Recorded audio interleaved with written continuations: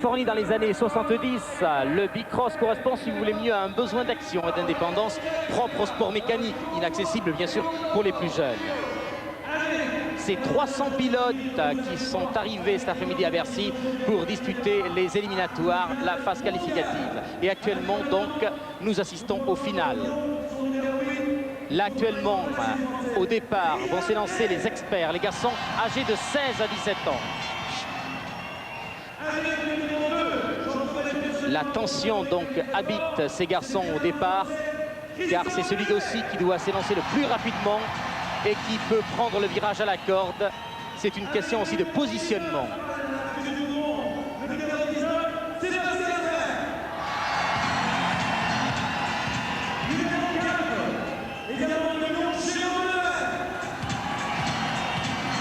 La puissance également est un des éléments indispensables pour la pratique du bicross.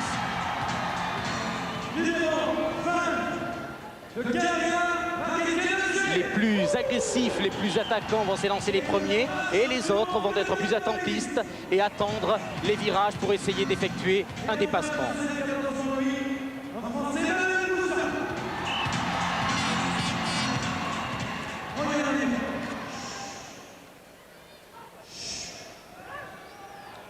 Le départ donc de la course des experts âgés de 16 à 17 ans.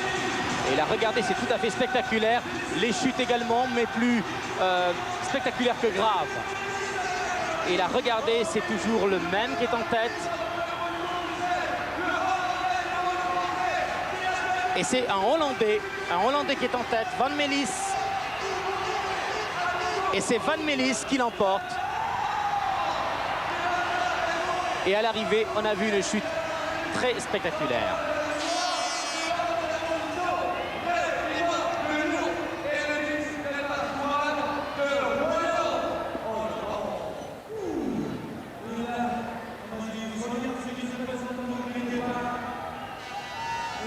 La victoire du Hollandais Jurgen Van Melis, donc sur 300 mètres, dans la finale des experts. La France accueillera pour la première fois, donc en 1990, les 4 et 5 août sur le circuit Paul Ricard, les championnats du monde de bicross qui accueilleront 2000 pilotes. C'est une première. Et là maintenant, c'est la superclasse, la finale des superclasses, c'est-à-dire les indépendants qui sont en passe de devenir professionnels.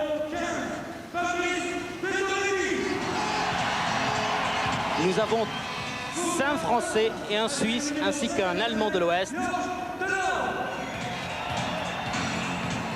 Ce sport importé donc de Californie fait recette en Europe et notamment dans les pays anglo-saxons.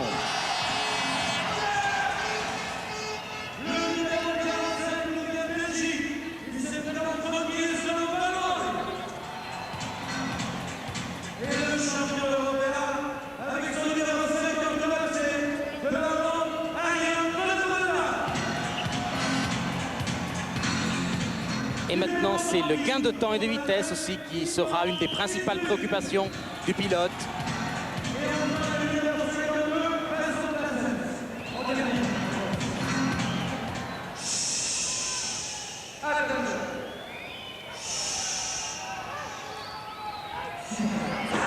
Voilà, nous assistons donc à la finale superclasse.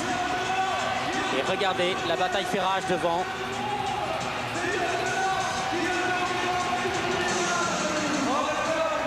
Celui qui négocie les bosses le plus rapidement, le plus efficacement et se porte en tête dès les premiers virages.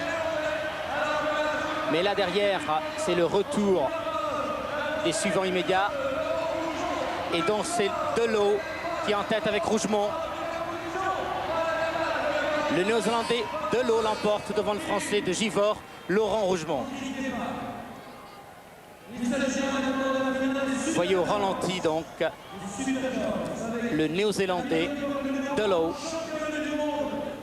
qui l'emporte.